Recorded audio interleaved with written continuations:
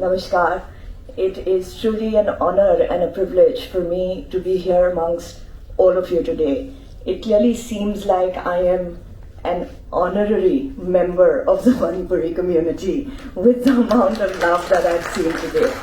So thank you very much. It's also a privilege for me to be speaking here, and I'd like to right at the outset thank Jawaharlal Nehru University for giving us this platform. I'd like to thank the 𝗚𝗵𝗍 Students' Union for putting this together, and all events, small or big, they take a lot of effort, and I can see that effort. I would also like to thank Mutum, who seems to never stop and is always running around, and all of you, because it's a Sunday, and I've heard that a lot of you have come from very far away, and this truly warms my heart because it tells me how important this topic is for all of us. Now today, as we pay our respects to the patriots, I have to say that, I thought it would be extremely important for us not just to talk about the Patriots' Day and to honor them, but also to go beyond the conflict and talk about really how important Manipur is, not just to the Manipuris, not just to the region, but also to all of us in India. And as I stand here today, I don't stand here as a Meitei, as a Kuki, as somebody from the region. I stand here as an Indian because I think it's very important to hear my perspective on what I feel is possibly the most important region geostrategically for this country. Many of you have heard my talks before, and many of you have heard me talk and criticize about the kind of binaries that have been drawn in the media. We've spoken about the kind of binaries that are completely faulty and that come from a place of absolute misunderstanding. Those binaries may be tribal versus non-tribal, might be majority versus minority, might be Hindu versus Christian. All that reflects to me is how little we know about this region, how little we know about Manipur, and for that, I can only say that it is shameful. I think what we need to understand is that Manipur is a lot more than that. And the people who put these binaries either don't understand Manipur, either don't understand the Northeast region, or are doing this purposely. A lot of people today, my distinguished co-speakers and panelists, who I have had the privilege to learn more from today than I can ever hope to offer on this platform, spoke about some very important topics. They spoke about narrative building, and they wondered, why is that our narratives are being skewed? The answers are simple. The narratives are being skewed because we are fragmented. The narratives are being skewed because we are not being able to put a cohesive dialogue. Narratives are being skewed because we've decided to organize ourselves just as we've been hit by conflict. This should have been done before. The society should have come before on many, many other occasions. We should not have waited for a conflict to bring us together. The second thing that one of our panelists also mentioned is Western interest. And that is, to me, of great importance. Because when you talk about Western interests, you have to wonder, why are they so interested? Are we interested in some parts of the Western world that we've never been to? Does our parliament deliberate on conflicts that are happening in other countries? No, we don't. The reason for Western interest, again, is much larger than what we think. I think we don't understand the implications of why people are showing interest. A lot of people give representations to the Western countries. They spoke to me about it, and I said this is absolutely the most horrifying thing to do. Because when we ourselves don't understand this region and we don't understand Manipur, do you think somebody from the West who's never visited India, let alone the Northeast, is going to be able to understand it? This is, to me, against our national duty and our national unity. But it is what it is, and we must counter it to the best of our abilities. I will come to the other reasons of Western interests and Western narratives that are being built. But before that, let me come to the third point that somebody made. They said that nobody knows the Northeast. Yes, it's true. People don't know the dynamics of the Northeast. I was watching a news debate the other day, and there were all these spokespersons from different parties who'd come together on the news to discuss the Northeast. A simple question was asked. Name the 7 states. They couldn't name it.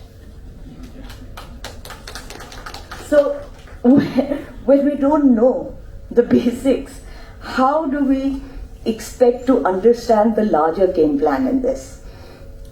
I also will add to this that it is very important to understand the value of not just the geostrategic location, but what this geostrategic location has to offer to the world.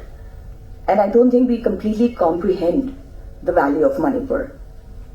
I don't mean the rest of the country. I don't think people of Manipur comprehend the value of Manipur. They don't comprehend the importance of Manipur being India's gateway to the rest of the world. There was a time, again a very shameful time, and I'll say this, and I myself am embarrassed in saying this, wherein the South used to be looked upon as just a homogeneous region. We didn't understand the different states. In Delhi, we'd say, Madrasi. We also have now seen that that has changed. And it started changing when the IT sector boomed, when money flew into this region, and when they came into their own. That is what the Northeast needs. You want to bring the Northeast on the map. We complain that nobody knows the Northeast, nobody travels to the Northeast, nobody understands our culture. Bring it on the map. How do you bring it on the map? You bring it on the map by understanding the geostrategic value of this place and then acting thereupon on the understanding of that. Now, many people say that, the British brought about relative peace to the Northeast. Many people say that these ethnic conflicts are historical legacied conflicts, and with colonial rule, and this has been argued, with colonial rule there was certain establishment of artificial peace. I disagree. The British policies of exclusion and isolation institutionalized divisions, the divisions that we see today. And what are those divisions? Through the conflict in Manipur, we've seen the fault lines come up: tribal versus non-tribal, majority versus minority, Hindu versus Christians. However, as much as I agree that these are legacy issues, I also have to bring forth the role of external factors. And those roles cannot be ignored because we are living in a world like we've never lived before. Look at the northwestern frontier. The northwestern frontier no longer is accessible to India for trade or commerce. Look at the northeastern frontier. The northeastern frontier accesses Southeast Asia. It accesses a region that is not just economically important to us, but also has a lot of cultural value. Our soft power went through the Northeast to reach these areas in terms of Buddhism, culture, ethnic relationships, so on and so forth. But this has also been the area of what Bertolt Littner calls the Great Game East. What is the Great Game East? The Great Game East is what we see unfolding today. The Great Game West has already been defined. It's already been won. And today, we have the Great Game East, which is being played on our doorsteps across our boundaries in Manipur, in Myanmar. As early as 1985, there was a September 2nd issue, an edition on the Beijing Review, which is considered a mouthpiece of the Chinese government. That article, which was called Opening to the Southwest, an Expert Opinion, was written by one of the vice ministers of communication, now former vice minister, called 𝗚𝗺𝗀𝗃. 𝗚𝗺𝗃 outlined an entire geostrategic outline of Myanmar, India, and what it could achieve. This included railroads, this included waterway connectivity, this included some amount of political changes. We saw this come into action not much later. If we look at it, Yunnan regions of Myanmar, Sichuan regions of Myanmar are landlocked.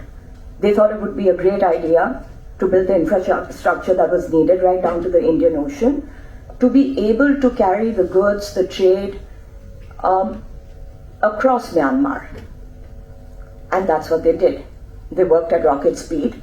There was the railroad which came up from Michikina to Lasho. The 𝗂𝗏𝗏 river today is used as waterways for trade, commerce, and so on and so forth. We've also seen on the Indo-Pacific region the kind of revisionism, Chinese revisionism. We've seen Coco Islands that has been taken over by the Chinese. They're building airstrips. We've seen, we know of the fact that the Coco Islands is only 55 kilometers away from Andamans. Where does all of this cross from? It crosses from across your border. These were also the regions where a lot of insurgency was supported. Of course, it was supported with arms and ammunition, and we know historically the Naga insurgency, the Mizo insurgency, all were backed by either Chinese arms and ammunition weapons or by the erstwhile East Pakistan being used as bases or by the ISI. Today, maybe that policy has changed. Maybe China is not playing an active role in terms of supporting insurgency. But is the grey weapon market area alive and thriving? Yes, it is. Are we getting second-hand weapons? Yes, we are. What are we seeing in Manipur today? And I cast no aspersions. We have no evidence right now out in the open. But inferences can surely be drawn. And I think that is going to be a huge part of what we are going to have to contend with in the future. For India, Moreh is our gateway to Southeast Asia. For India, it is important to be able to have access to these areas irrespective of the kind of troubled region that it is. We have, we have the Arakan army, we have the Chin state, we have active insurgents in all these areas. And it has been difficult, but that doesn't mean that we don't have enough infrastructural capabilities and investments. But, let me show you just 2 short slides. I don't have a lot of time. It will tell you the kind of companies that are working just across the border from you, the kind of investments there are, and the kind of critical minerals that are available.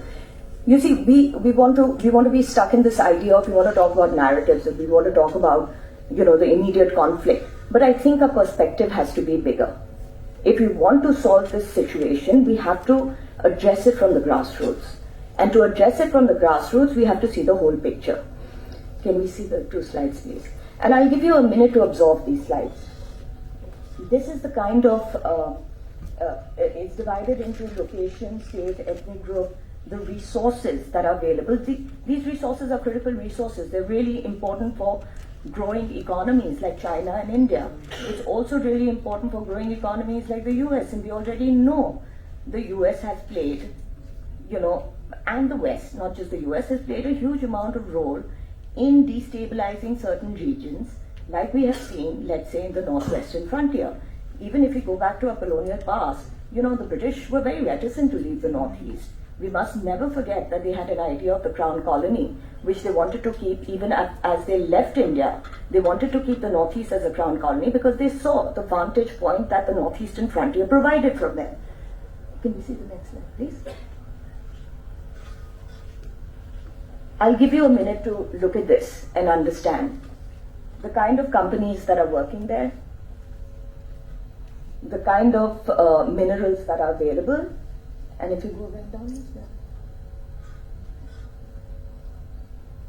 and the kind of money that is to be had. Now, if you look at these, what does it tell you? It tells you about the vested interests that are playing in this area, the great game East. And I think that is what we have to deal with. That is what we have to understand. Of course, we can look at this as a mere ethnic conflict, and as we should, but that doesn't mean that that's what it's going to remain. It doesn't mean that if it continues, it isn't going to become something larger. We have international interest, we have money, and we have critical minerals. I think nothing could be more important for the future. But let me say that for India is not unaware of this, and it has made its efforts, whether it's the Kaladan multimodal project, where the first transit to Sitwe has already started, but it has a 110-kilometer development that it still needs to do right into Mizoram. Unfortunately, that travels through some of the most troubled states of Myanmar, and that may delay the project. But if that happens, India knows that it needs to depressurize the chicken's neck, and therefore it has offered this sort of an alternative. We must not lose heart, but we must be aware. You see, Myanmar owes 40% of its debt to China, and therefore it has a certain amount of influence or agency. However, Burmese nationalism also plays a role, which will not allow China, hopefully, to have the kind of influence that we fear it will. India has played a great role in keeping a neutral stance. A lot of people have said, oh, Myanmar doesn't have democracy, Myanmar doesn't have this, For us, our concern is that we must be on good terms with our neighbors, and that is what we've done. Therefore, if you remember, in the first month of the conflict, the Myanmarese government had taken out a notice that it warned the citizens to stay away from poppy cultivation and to stay away from causing any communal disharmony. This is the result of good diplomacy. But as I am running out of time, let me say this. I think it is our responsibility to bring solutions to this conflict. We say the defense forces didn't do this, the defense forces didn't do that. I've said this many a times, and many a times all of you must have heard me say this, that civil society has a role to play. And the role must be played by the civil societies that live on the borders, because they safeguard these borders. If they do not accept the fact that there is illegal infiltration, if they don't accept basic facts that there is a problem with poppy cultivation, if they don't accept the fact that there was a time that Manipur topped the list of heroin usage that came across the border, then we cannot even begin a dialogue. To me, let me say this. Today is Patriots' Day, and we've all gathered together to honor them. But if we really want to honor them, I think we must honor them in the right way. We must honor them in upholding the values that they upheld. We must honor them in respecting the territorial integrity of Manipur. And I think we must honor them in knowing that it's just not the territorial integrity of Manipur, it is also the territorial integrity of India.